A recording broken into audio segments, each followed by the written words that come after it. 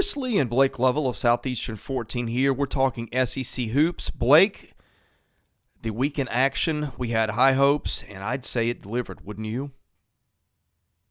Yeah, I think so. The two headliners, the two biggest games to this point, I think, in the season, just based on it is, we are down to a couple games left. So I think it was not over exaggerating to say that these were the two biggest games with Kentucky and Arkansas and Auburn and Tennessee. And yeah, two very good, well played, the atmosphere was incredible. Electric, both Um, places. yeah, I think your opinion on the officiating will vary.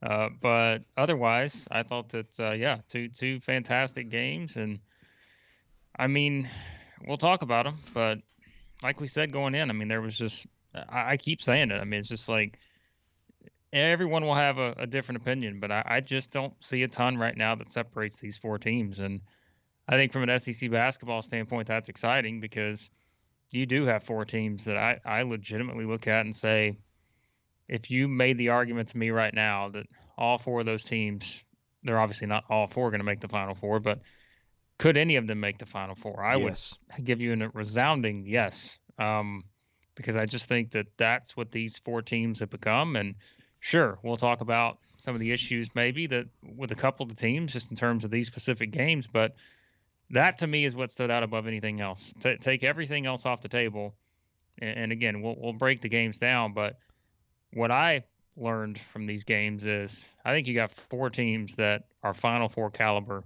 and I don't think I would have said that even No. a month ago, right? We wouldn't have had that discussion a month ago. The discussion all year has been it's Auburn and Kentucky in some order at the top, and then another four teams, and we didn't really know how to order those four teams, and now we do know I how to still don't order know those how to four order them. teams. And now you're right. I did not had not occurred to me until just now. Like when we get to NCAA tournament seeding, right?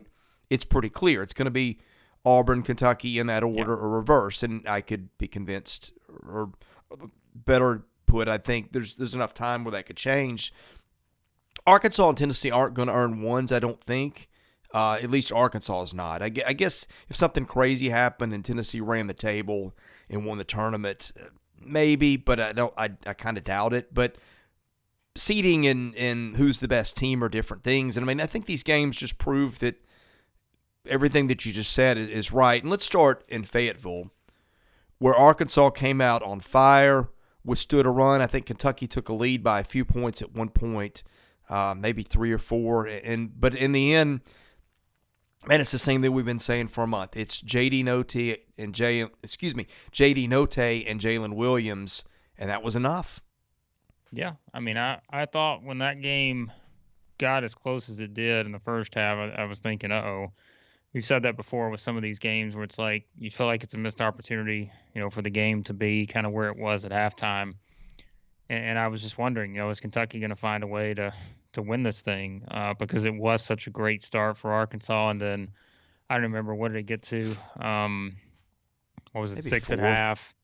Six at Biggest lead half. here, I'm looking at the box score. Biggest lead was 4 by Kentucky at the 9:35 mark of the second half. Yeah, but I'm talking going into Oh, halftime. oh Like it yeah. was, Arkansas was up 13 at Arkansas one was up point. big, Yeah. and then all of a sudden at halftime it's 6, and I'm thinking if you're Kentucky, you've got to be thrilled with that Mm-hmm. because and like I mentioned earlier, I know that your mileage will vary on the efficiency of the officiating, but still, I mean, I was thinking at that point, you still feel like Arkansas had been in control, but yet it was only a 6-point game, and Kentucky came out, got off to a pretty good start in the second half, and so you're just wondering, all right, it's going to be, and that's the thing, like look at how the game played out in the second half. I mean, it is back and forth, just the entire way almost in the second half. I mean, it really was remarkable to see how the game played out because I want to say, like you mentioned, Kentucky was up 4 with whatever left, and at that point, like it's just everything is just back and forth the rest of the way. And we always say, your players have to make plays, and that's kind of what this came down to when you look at just how the game played out really for both teams. Oscar Sheboy just got a bunch of opportunities. I know some of them, again, Arkansas fans will will probably not love some of the ways that he got the points that he did, but he's still the kind of player that we know. Just he's a very difficult player to match up against because of his rebounding ability and just because of his ridiculous athleticism. We always say it. I mean, what he played 39 minutes again in this game. Yeah. I mean, it's just like you can't afford to take him off the floor. On the flip side, I think I said going into this game, if Sheboy plays 38 plus minutes, Jalen Williams is going to have to play probably 35 plus. Well, he only played 32, but it still worked out because once again, JD Note was absolutely the difference here with all the big shots he hit. Yeah. To have 30 points, but I still look at Jalen Williams and I think, man, those 12 rebounds were very important too because Kentucky gets 16 offensive rebounds, 8 of those from Sheboy, and yet, there's a lot we could go into here, and we'll try not to spend 30 minutes on this game or anything, but I'm just thinking off the top of my head the stuff I'm looking at after that game is over. Number one, I was shocked that Ty Washington and Severe Wheeler both played 29 And plus played minutes. a lot. Yeah. I just didn't expect that. Now again, everyone will have probably a different stance on that, but my thing is I don't think John Calipari is putting those guys out there for that long if he doesn't think they're fit and ready to play that long. He's the guy's not an idiot. He's not just going to put his players out there and injure them for the rest of the season unless he is pretty confident that they are in a spot where they can play as many minutes as they did. So that was surprising to me. The other thing that stands out on the Kentucky side, I think everyone, if you look at it and just watch how the game played out, I find it hard to believe Kentucky's going to win a lot of games, even as many guys that they have. And they almost did here, but with Kellen Grady, He was only taking three shots. I think, look, yeah.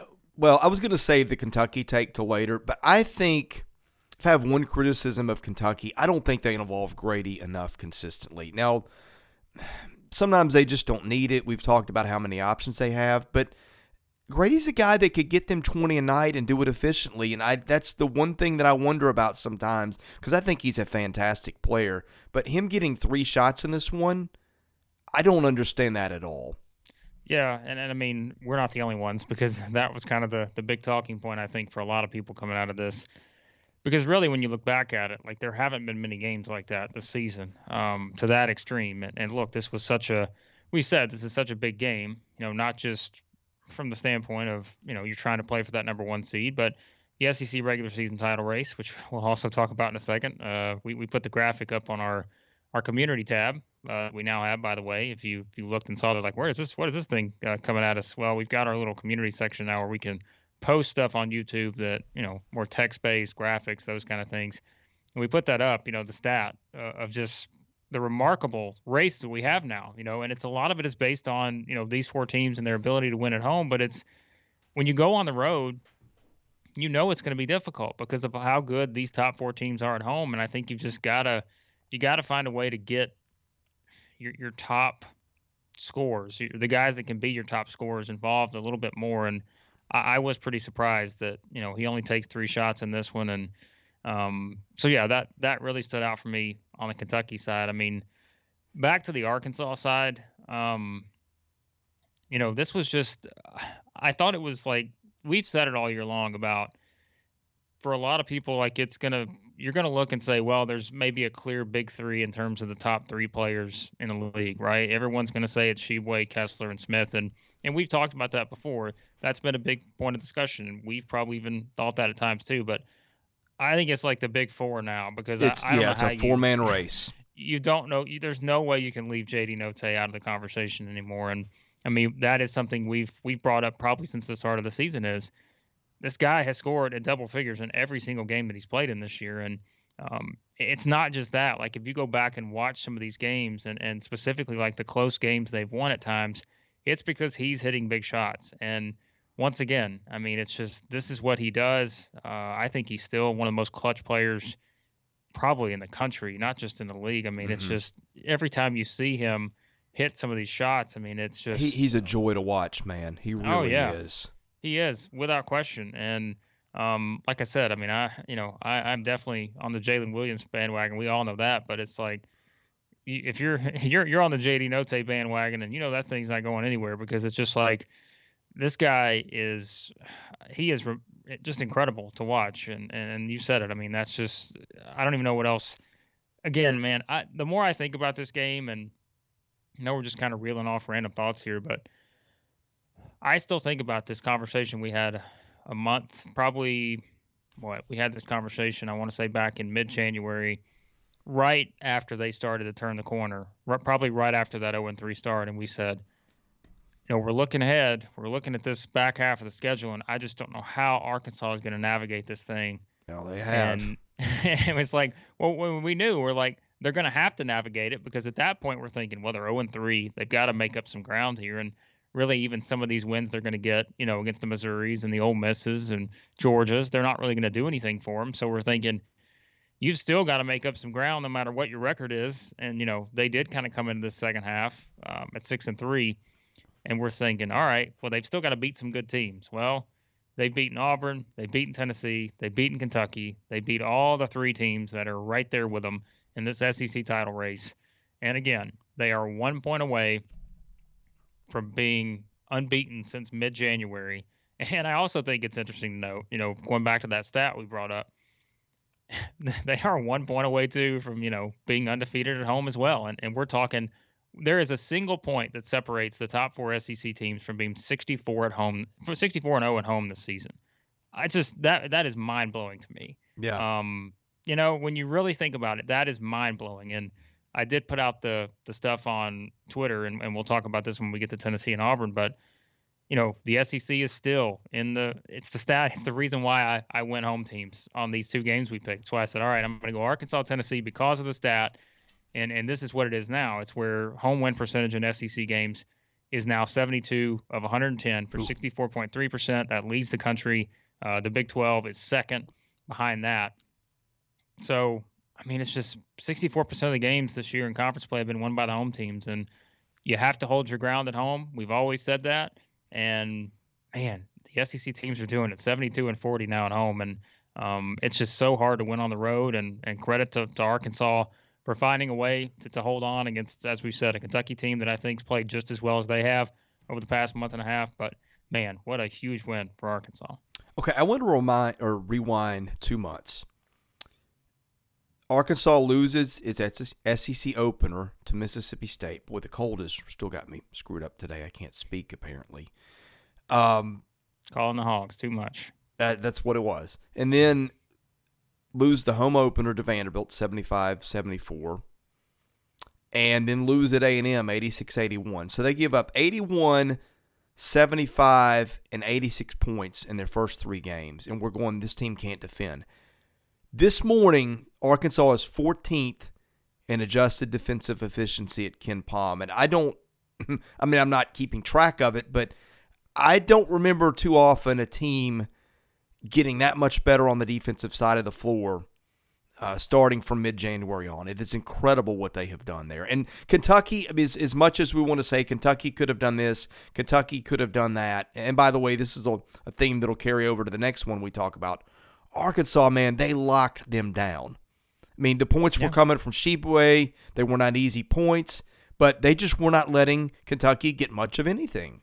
The word we used was disruptive. I said that backcourt is very disruptive in terms of their guards, but also, I mean, what Jalen Williams is capable of. And still, there was a point where I'm thinking, man, he's very aggressive on Sheboygan, and I'm wondering, all right, are they going to call some of this? Like, how's this game going to be called? And I thought it was interesting at times in that area, but they just I mean, that's what we said, and like the common theme we kept going back to in early January was everybody's asking, how are Alabama and Arkansas not?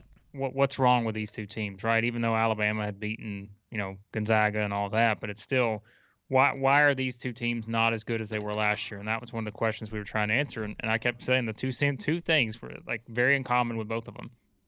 Defense was not as good as it was last year, and they weren't shooting the three as well as they were last year. But, whereas Alabama still struggles on the defensive end, Arkansas has completely turned it around, and they have just been so much better.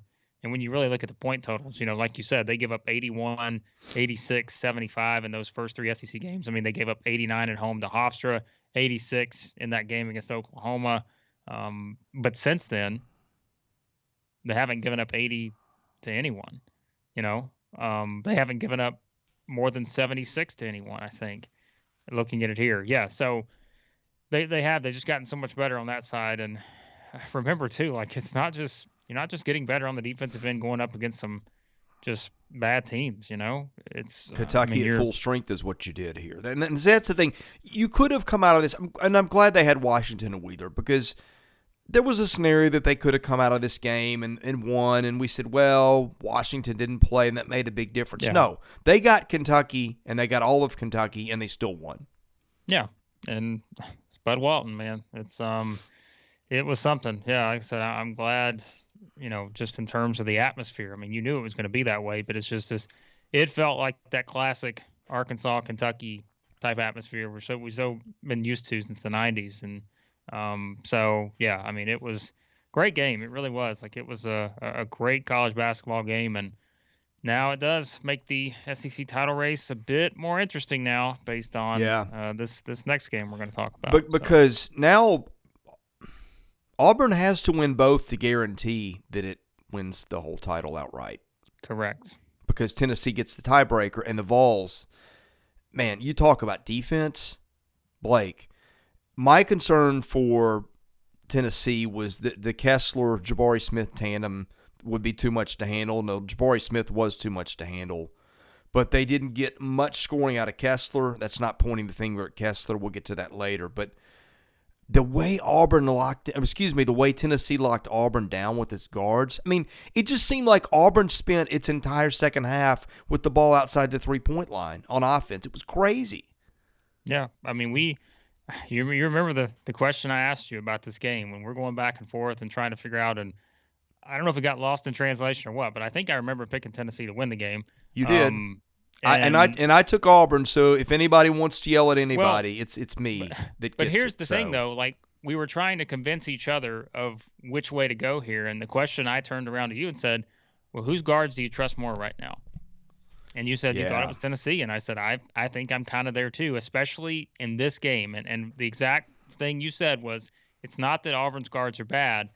I said yes, I agree. I said it's the setting, and it's the whole how this game sets up. That's where I thought the difference was going to be Tennessee's guards, because if you were going to look ahead and you project Tennessee to win this game, you're looking at the guard play. I think you understand the challenges of Jabari Smith and Walker Kessler, and we talked about it. I said, hey, John Fulkerson has kind of been in these scenarios before as an older guy, and we know he's going to play a lot of minutes. And I thought that was, a big part of it. Plavsic's had to play too, and he was someone who gave them quality minutes here. I mean, Huntley Hatfield, I thought he played 20 minutes, but I also think, gave them some areas that they needed out of him. So I think, you give credit to him for stepping up in that kind of scenario too.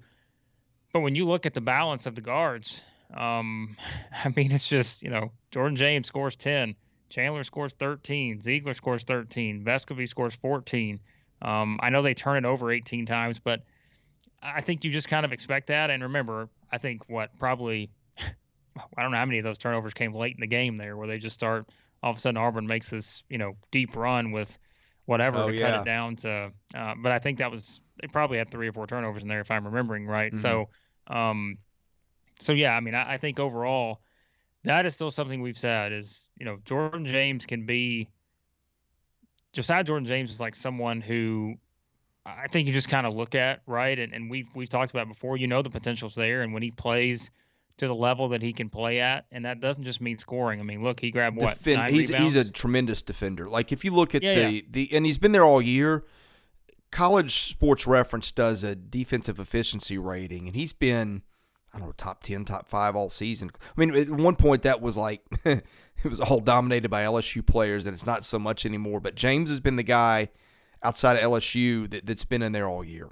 yeah. And I think that's like that just gives you another option, because we keep saying, I mean, it's it is kind of the year of the big man when you think about all the star players, in these kind of positions, especially the top 3 we've talked about. But everything is still got to, for Tennessee, everything's going to flow to their guards, because it's a different makeup. You're not Auburn. You don't have the 6'10" and 7'1" guys in there that are kind of just in control of everything. You've got 6'10" and 7-foot guys, but it's different. It's a much different sort of style you're playing. And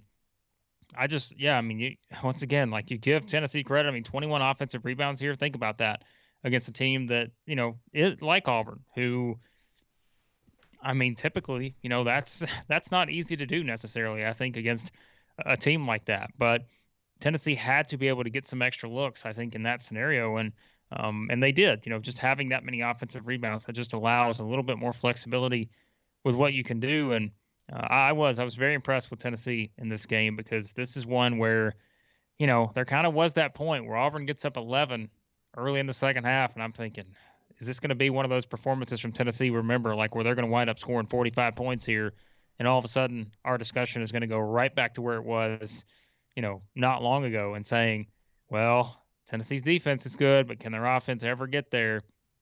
They managed to turn around here, and to rally the way they did, to be down 11 with 16, 15 minutes left in the second half. They're up 11 with like 4 minutes to go. So give them credit for that. They stepped up. They had a lot of guys step up and make plays.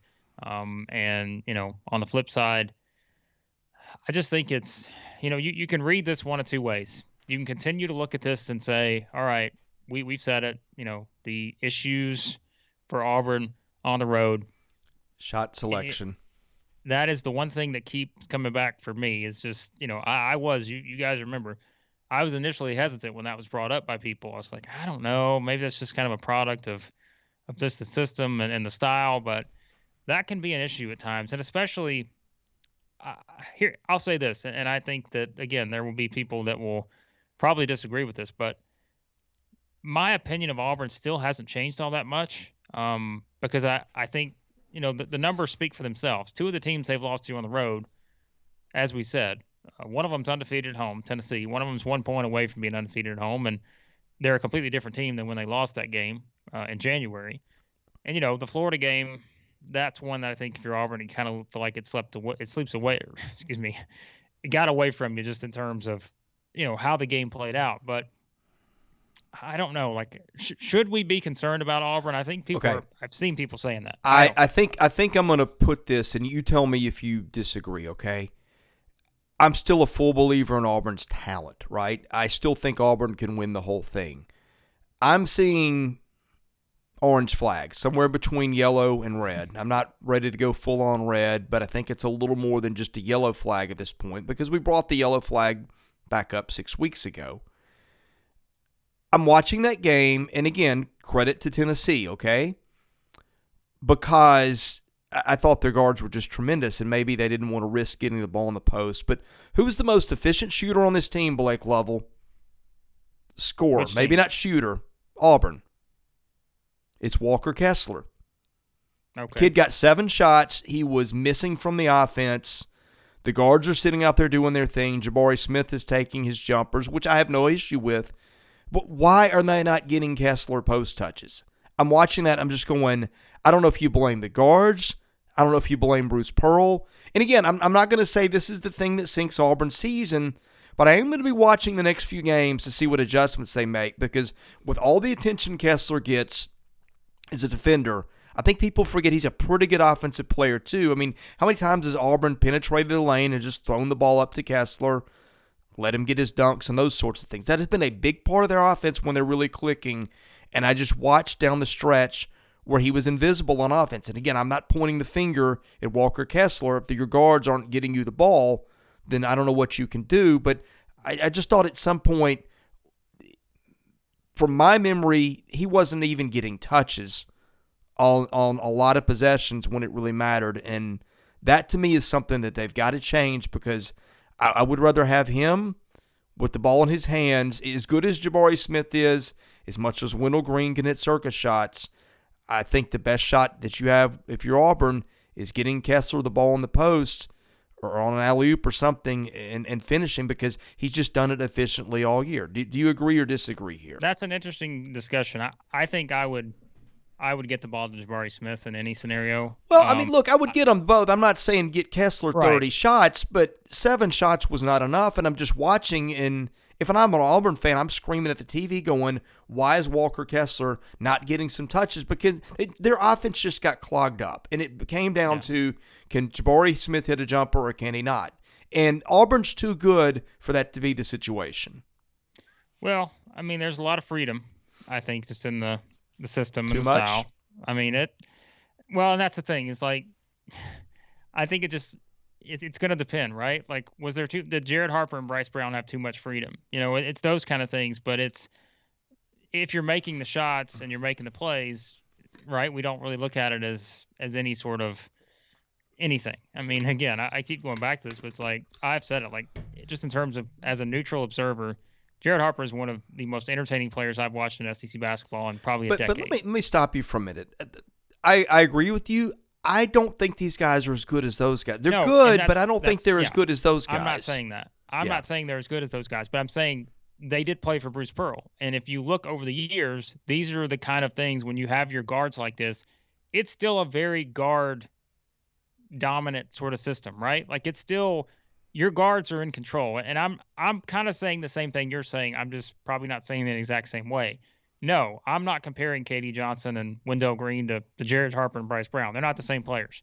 But I think in terms of the freedom that you have, in terms of what you can do offensively, I do still think there's that same level of freedom.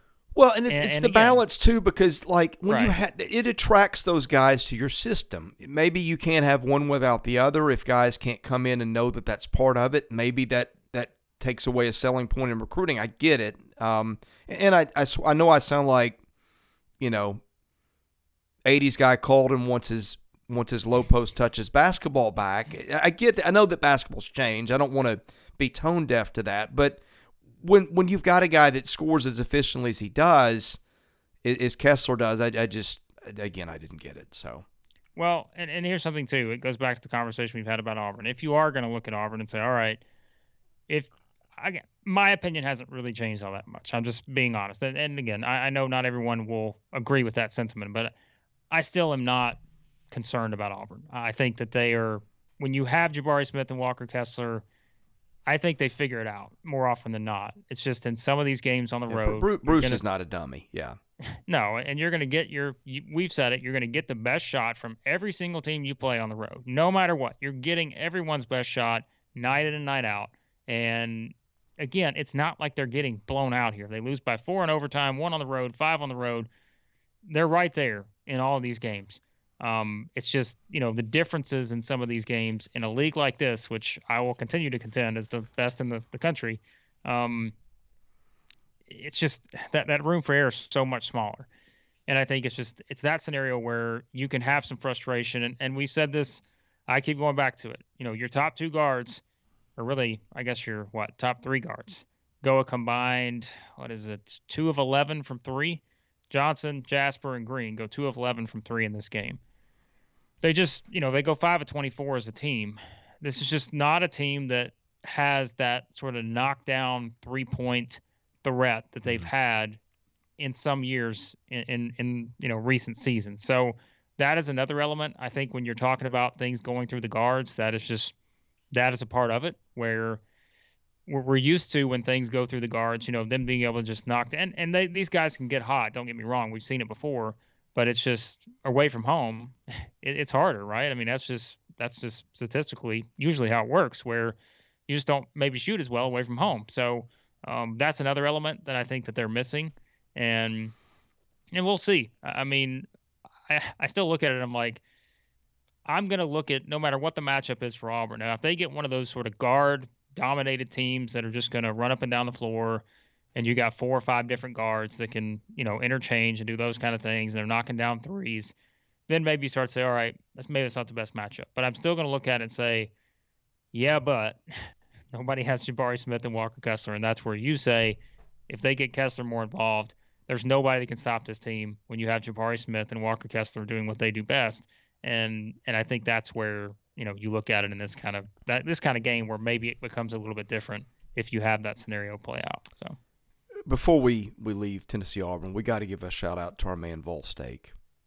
What kind of steak do you think he had to celebrate that one? I'm thinking that's a filet night. That's got to be. Yeah, probably so. That was I mean, it's a big win, as we said. When Bruce comes to town, You don't celebrate with hamburger. The meat prices go up on the steak because it's hard to come by. So yeah, I think that our man Steak probably had a nice steak and enjoyed it. But I mean, Knoxville's been enjoying all the games there this year. Like we said, man, it's just I am still just fascinated by the stat of 63-1 for these teams at home. And it's just Tennessee's got another big home game. Don't look now, but on Saturday, it all comes full circle, doesn't it? Well, I mean, listen, that game on Saturday could theoretically the schedule planners nailed it this year, didn't they? Yeah, I mean, technically, if you think about it, that game could be for all the marbles. So, but I think again, we'll talk about those games. But there's a game on Wednesday night that's is gonna kind of set the stage for what could be either a wildly entertaining Saturday or maybe less drama, depending on what Auburn does on Wednesday at Mississippi State. So sellouts both places, which was great to see. All right, there were other basketball games. We'll talk about those. All right, for a minute. Thanks for watching. We'll be back with all right. That's how it's been lately. Alabama. We thought that South Carolina had played well, could give Alabama a challenge. Instead, Alabama's offense went full-on Alabama. Alabama even hit three-pointers, hit 13 of them. Quinterly and Shackelford were great, which is kind of the recipe for them to win. And South Carolina still got some things to play for. Team that I think probably is going to head to the NIT. But, if you're an Alabama fan, you were encouraged because sometimes this is the type of game where the team doesn't always show up and play as well as it could. Yeah, I don't know if you saw the tweet that I put on Twitter that kind of took off. With Alabama fans. Alabama in the second half against South Carolina. 23-point lead with 19 minutes left. 6-point lead with 12 minutes left. 24-point lead with 4 minutes left. As I said, it's an experience, man. It is. Like, it's just watching Alabama this year is an experience because you talk about a team, again, they're up 23 with 19 minutes left. In 7 minutes, it's down to 6. And then within 8 minutes, it's back up to 24. Just a total roller coaster. And like that was this. As South Carolina starts making their run, I'm thinking, you can't be serious. Like if they were to lose this game, like I just don't even know what you would say at that point. But for Alabama, but yeah, I mean, once again, we've said it all year long. Their guards, like just think about the discussion we just had. Alabama's guards dictate everything, and when all of their guards are playing well, you are probably not going to beat Alabama. I find it hard-pressed for anyone to beat Alabama whenever all of their guards are playing well at the same time. And you kind of got that here, finally, right? And I'm sure there's other games we could look at. But Shackelford, Quinterly combined for 41 points. Ellis goes for 17. Davison goes for 10. I mean, that's all you can ask for. Like, you are going to be in a position to beat anyone you play if you could just get those four guys bouncing off each other like that. And just hitting shots. And again, I know that, turnovers are still an issue for Alabama. And I think that maybe that's kind of overblown with this team sometimes because, we have to keep in mind just how they play and the tempo that they play at. We know how fast it is. I think you're going to have turnovers. You're not perfect. You're just going to have some of those. And you just hope they don't come at the wrong points in the game, So, but I was just very impressed, just with all the guards, the way they played here. This was, as we said, I mean, for Alabama, this is like one of those games that feels a little tricky on paper. I mean, I remember in our predictions, I said, I think it was like 10. I'm like, I'm probably going to pick South Carolina plus 10 because I don't have enough confidence in Alabama, in those kind of, and I didn't have enough confidence in that kind of setting. So, but yet, they proved us wrong there, and it was just a really good performance. Again, I don't want to say it was a consistent performance because it wasn't, but it was a very good performance overall, and that's the kind of thing you want to see from Alabama. And look, they go 13 to 33 from three as well for 39%. They hit their free throws. Like, this was the ultimate. If you want to know what the good Alabama can look like, take just the full picture of this game, not necessarily the swings, but the full picture. This is how good Alabama can be. You just don't know when you're going to get that. And I think that's always the thing that's in the back of your mind. But when they do play like this, they can beat anybody. I truly believe that. Okay, Florida had to check the box against Georgia and did. Flanders Fleming playing in his hometown was really good, got 27 points. Florida got some balance for a change. We talked about the guards have been good at times. They all showed up at once, Jones and Appleby, and Castleton was kind of the guy that was there but not needed as much, though he did get a double-double. For Georgia, it's the same thing. Akindo's great, and they've got very little else. And I don't know what else you say about this game other than to say this is one Florida had to have. It didn't help their chances, but it could have probably just about killed them for the NCAA tournament. So Florida went and did what it needed to do, and Georgia's now looking at the very distinct possibility of 1-17. Georgia's already the 14th seed, and they've got yeah, let's just be honest. Tennessee and Missouri coming up. Missouri on the road. So, well, if they beat Tennessee, that is I don't even know. Like, that would just be the most shocking win I could think of. More so than the Alabama win a month ago. But yeah, like you said, it's checking the box on this one. My guess is Florida probably dropped in the net after this game.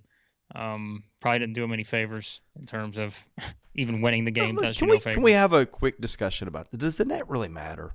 Does anybody really believe in the net? I mean, it doesn't matter to me, but it matters to the people, I guess, who matter in terms of making the decision. Yeah, but I mean, you're looking at the seedings, and Auburn's a 1, they're 11 in the net or whatever. I don't know how seriously we're taking the net.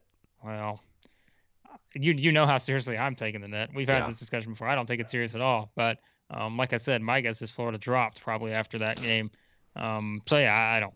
The net is what it is. But as for Georgia, I held on, man. I held on as long as I could to get them that second win. I kept trying to convince everyone it was going to happen, but I don't think so anymore. I guess they could win at Missouri technically. I suppose that's a possibility. No, I mean, I'm not going to predict it, but I mean, you are talking about the two teams at the bottom. So I guess if you're trying to find a win somewhere, maybe that's the best place to do it. But Cario Quindo, the forgotten son. I don't know. Maybe that's what I just call him. Like, just the guy who's going to be forgotten in this season. But I just think he's a really good player, man. And it's just kind of one of those things where I just keep looking at him like, I think this guy's really good. And I know if some people would point to it and say, well, he's only good because he plays on a bad team, and he has to do everything. I don't think so. I think he's a good player.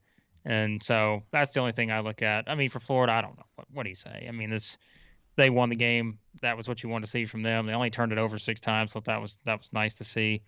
Hit 14 threes. I mean, we've talked about Florida this year. Kind of one of those teams, not a great three-point shooting team, but if you don't play great defense and you kind of let them, I think that was their best three-point shooting mark of the season, I want to say.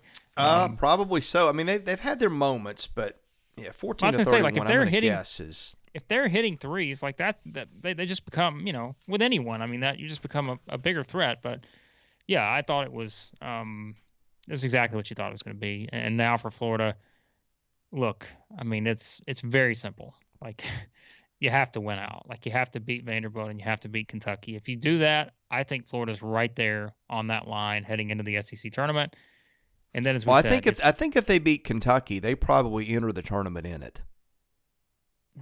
I think so. I think it's close. Okay, we'll look at that later. I'm not as confident, but I think it's close.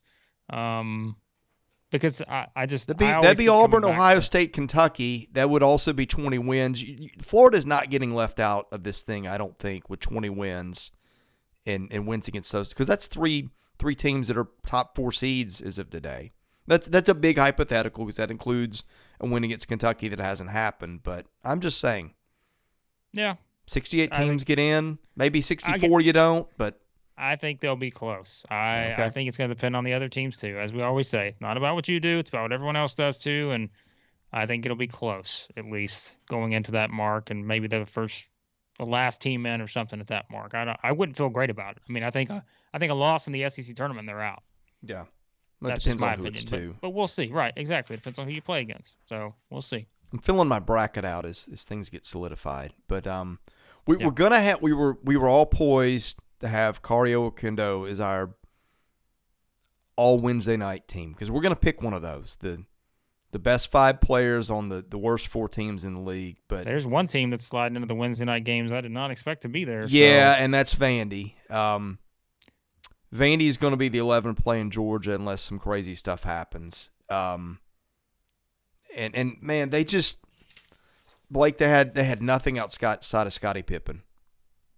He gets 32 points. He gets to the free throw line a ton. Well, not as much. He 8 and 9, not as much as I thought from watching the game. But they just didn't have answers in the post. I mean, Liam Robbins didn't show up for them.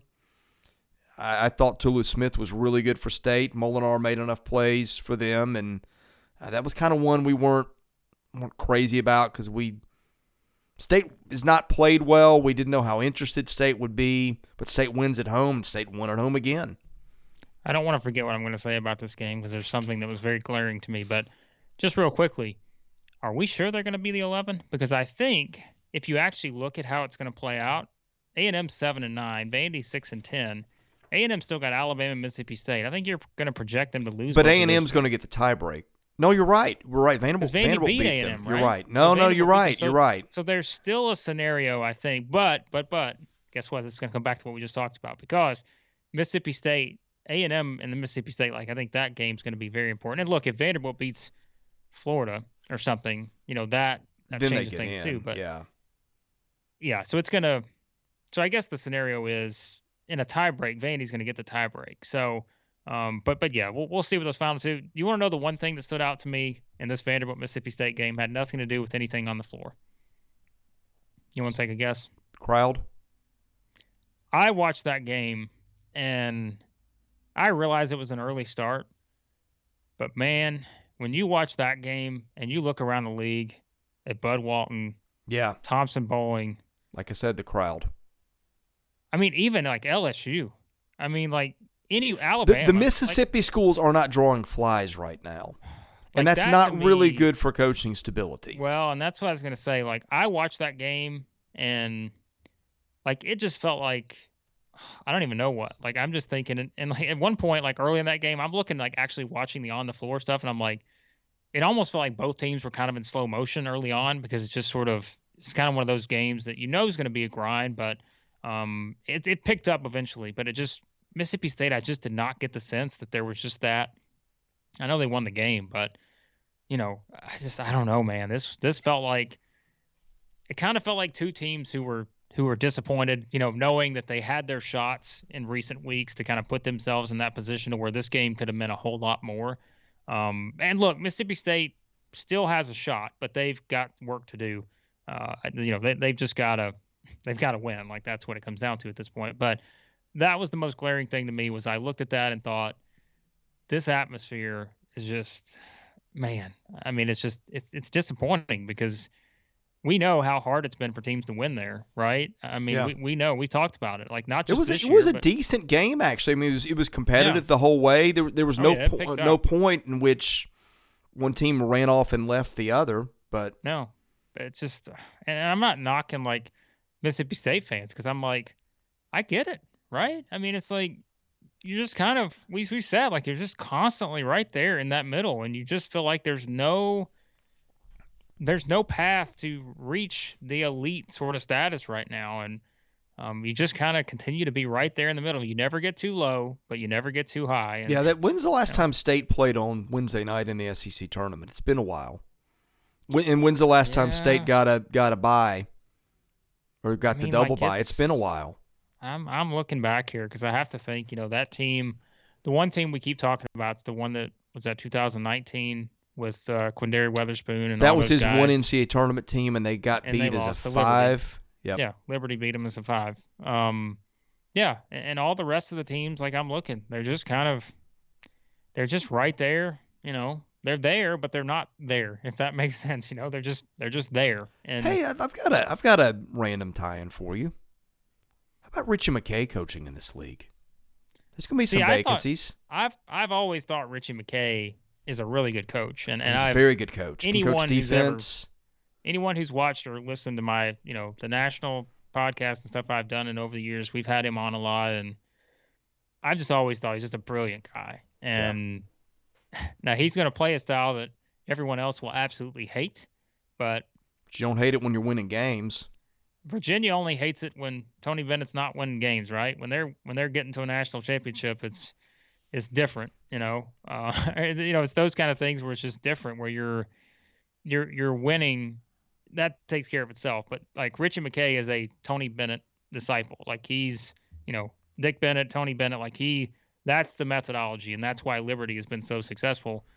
So I mean, I absolutely think he's someone that if you're wanting a way to have that competitive advantage and someone that plays just a completely different style, again, it's not going to be Bruce Pearl, it's not going to be Nate Oates or Muss, or any of those. It's not going to be that up tempo type of play. But if you just want to win, that is something you think of. I do wonder though, how that type of style necessarily maybe adapts, but he's a very good coach, and he's one that I think will get other opportunities out there if he wants them. But just yeah, Mississippi State, it's disappointing. We'll see. Maybe they can make a run here to get in, but if they don't, I'm not sure what's next.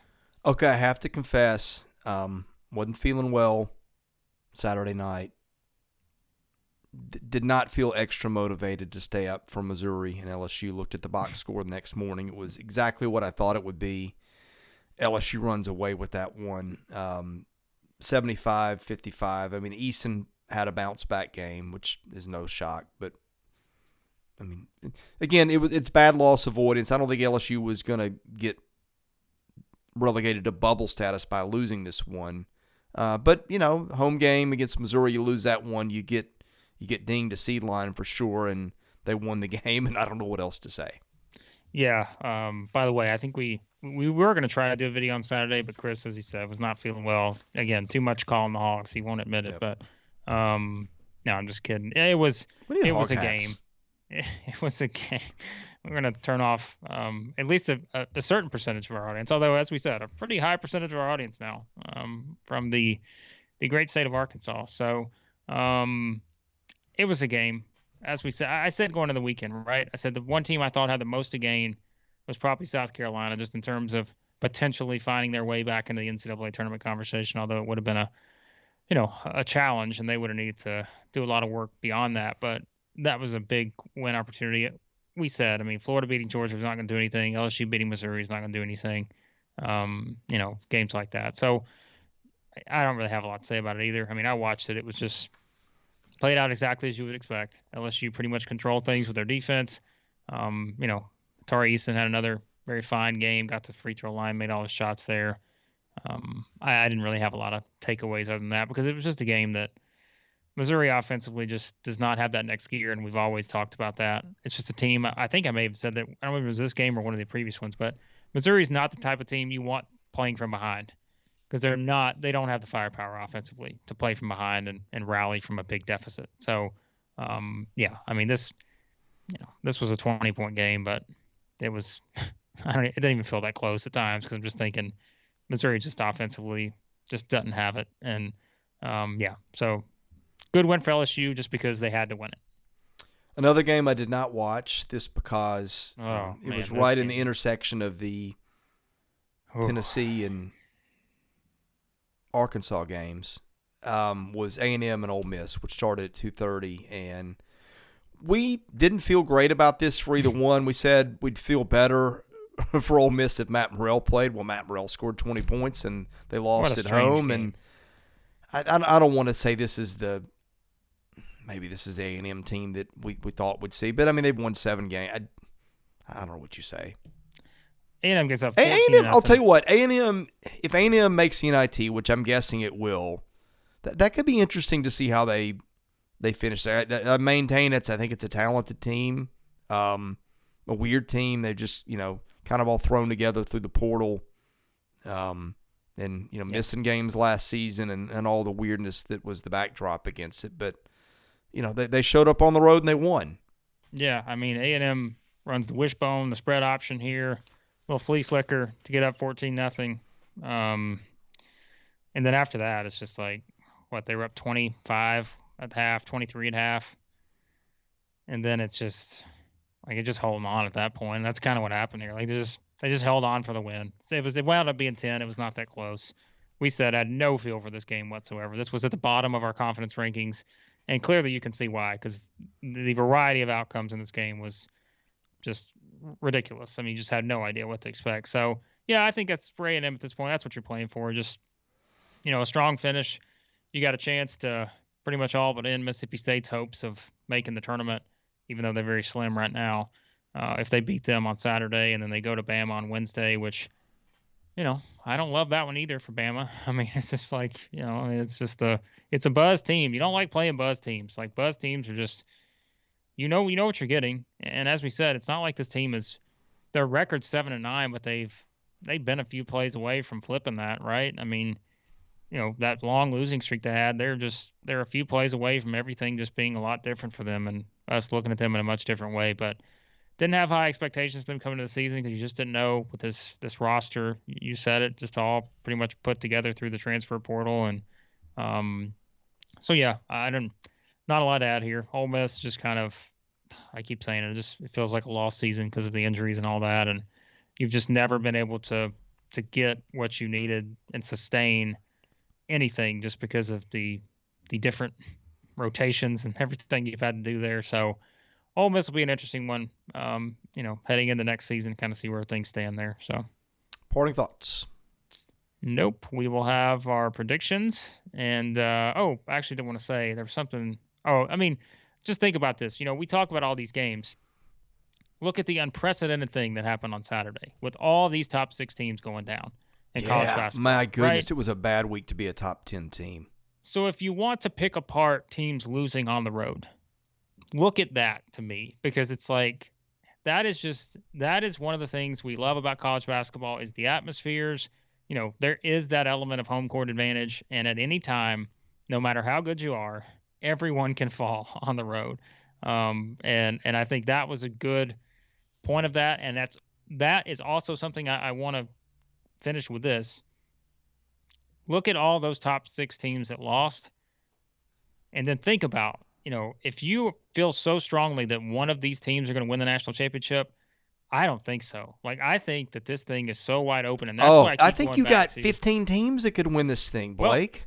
Well, but are 4 of those teams in the SEC? Like, think about that. Probably. I mean, realistically, maybe you're saying, all right, I don't know if a couple of these teams can win it, and you can take your pick on which 2 teams that is. But still, I think you've got 4 teams that can get to the Final Four. I don't remember, like, even that 2019 season. That's the one I keep going back to because I just felt like, man, that the league was so strong that year. You had, you did. I take that back. That was probably the last time because you had the LSU regular season champion team. Kentucky was 30 wins. Tennessee 31 wins. Auburn, obviously, we know how that finished with them. It still felt like you had all 4 of those teams. And I think that's kind of the setup you have here is you look at all these different teams and you're thinking, man, it's possible for all 4 of these, I think. And I don't want to be too crazy here, but at their best, can we not add a 5th to that category and say that if Alabama gets a very nice little road and a nice path, they could absolutely do it. And I don't, I think crazier things have happened than LSU getting there if LSU's healthy. Yes. Which I guess it is now. Like with Alabama, right? It's, guys, you just have to keep remembering who they've beaten. I mean, they have beaten Gonzaga, Houston, Baylor, Tennessee, Arkansas. I mean, it's possible. So I think that's why, like, that excitement for where the league is right now, it's because of that. Like, I look at this and think, man, there've been some good seasons in SEC basketball, but I think I would be disappointed if we're not looking up and we're getting to Sweet 16 second weekend and talking about 4 or 5 of these teams there, because I think that is absolutely in play. And we'll see. It's all about the matchups. I always say with the tournament, it's all about who you get. As good as you are, if you get a bad matchup, that's the great equalizer. So we'll see. But, yeah, I think that's where the excitement comes for me. You know what this means? Now that you've called your shot, they all flame out, and Florida, as a 12 seed, gets in and makes the UCLA run with Colin Castleton leading the way. That's how it's going to go down now. That would be your ultimate redemption there. That would be. It's possible, certainly. I think I did that a couple years ago, and that's when the SEC struggled. I don't remember when that was. But, yeah, but, I mean, we have to, say what we see, and as of right now, that's what I see. So I see that people need to hit the subscribe button. because we got a ton of They've been views hitting and that our subscribe button. subscribers. Man. Yeah, but we need to pump it up a little bit. Yeah. I'm going to make a goal. We're going to get to 1,000 by tip-off of Saturday. Let's make it happen if you're in the audience and you're watching, because it really helps us. We got a bunch more. We've got a lot of stuff. We're debating, like, how do we divide the videos, because we can do a reaction after all the games. We got the prediction videos. We're thinking of doing bracketology several times a week. I'm knee-deep in that.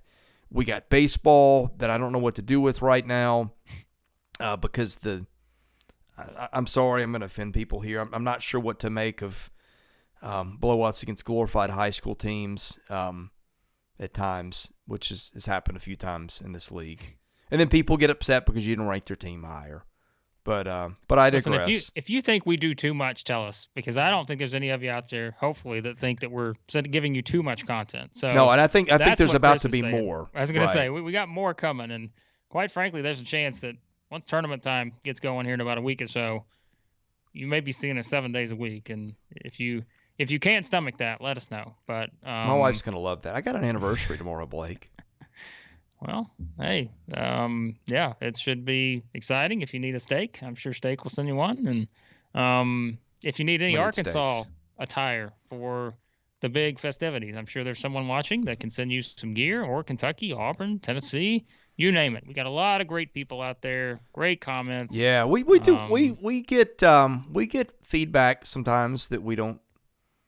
That could be more tactfully done, but for the most part, we do love you guys, and this is fun. I feel like we're building an audience and a culture, and that's fun. And this season's fun, and we've even got mailbag questions that have hit my inbox privately that I do intend on answering, just not on this show today, because we got to make other videos. Let's be honest. We got more coming. Predictions. Yeah, we may do bracketology. We'll see. I'm up for bracketology. It's a Blake call. All right. Well, putting it on me. You guys know what I love, so we'll see if we get it. All right. Thanks for watching. Hit the subscribe button, and again, we've got more coming today.